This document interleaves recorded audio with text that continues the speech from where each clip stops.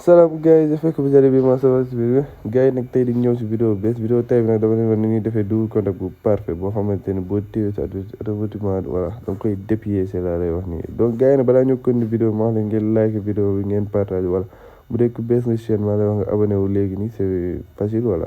une semaine voilà jàll nag abonné wu nga voilà baax na.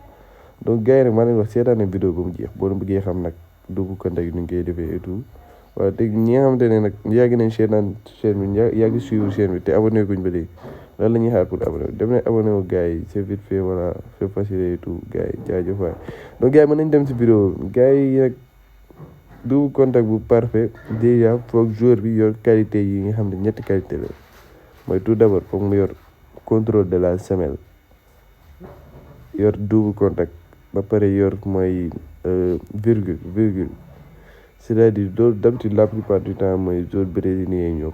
ñoo yor façon double contact bi mais boo xoolee Mbappé bu muy yor moom double contact kese la yor te loolu joueur yëpp la plupart joueur yëpp moom la ñu yor donc loolay tax moom double contact day simple alors que Neymar mën na dem ba jege joueur bi bu dee bosam la mën na jege joueur bi gis ngeen mën na jege joueur bi voilà mën na jege joueur bi daal di koy double contact facilement day mel ni da koy jege nii jàllu bal bi affaire bu garaaw alors que yeneen yi pour ñu def ko bal bi day sori déjà te Neymar bal bi tout le temps da koy jege si tànk yi et tout voilà te boo leen xoolee bosu Neymar ñu dem bon voilà boo leen xoolee bosu Neymar yor na double contact yor na virgule mais boo xoolee li gën a important mooy contrôle de la semelle loolay différencier double contact am. voilà loolu lay différence yi double contact moo tax Neymar boo gisee double contact yi ngi naan wow booy double contact neex na wala genre yii nii voilà gars yi nag boo leen kiiwee léegi xaa ñu dem entraînement comme ça ma expliqué leen ñu dem entraînement ma expliqué leen voilà ma wal leen comme ça li ma leen wax léegi nii ay fee la voilà yoo xam ne yu am la match entraînement attaque je pense voilà léegi gars yi ñu di xool leen bu baax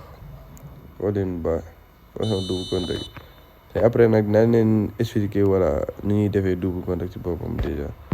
passe voilà xool leen Neymar nu muy double contact gis ngeen automatiquement bal bi du ko sori gis ngeen bal bi du ko sori léegi buñ joxee Mbappé ñu xool leen boson Mbappé gis ngeen boo xawee xam ne am na différence xool leen Mbappé nu muy defee alors que Neymar gis ngeen nu muy def te voilà gis ngeen Neymar day yaram bi day ànd ak bal bi di demee du boo xoolee loolay différence léegi gars yi nag boo leen bëggee xam dañuy defee double contact voilà affaire bu simple la déjà da ngay bës tout d'abord expérience bi ngeen di gis nii comme ni may def ni bës bàyyi nii moom ngeen def boo leen koy kii da ngeen bësaale en même temps directionné waale mooy joystick bi mooy lii nii voilà koy directionné waale nii gis ngeen boo bësee bàyyi directionné waale ko bàyyi daal di comme ça fi ngay jàkkaarloo défenseur bi ngay jàkkaarloo foofu noonu ngay defee mooy foofu ngay directionné joystick bi nii mooy kii analogue bi ngeen gis nii voilà en passe déjà joueur bi ngeen xool voilà gis ngeen xool leen expérience daal di laal kii bi gis ngeen c'est facile xool leen bu baax expérience da ngay bës bàyyi nga en même temps nga jëlaale mooy lii nii joystick bii nii nga buusaale ko si joueur fu mu jàkkaarloo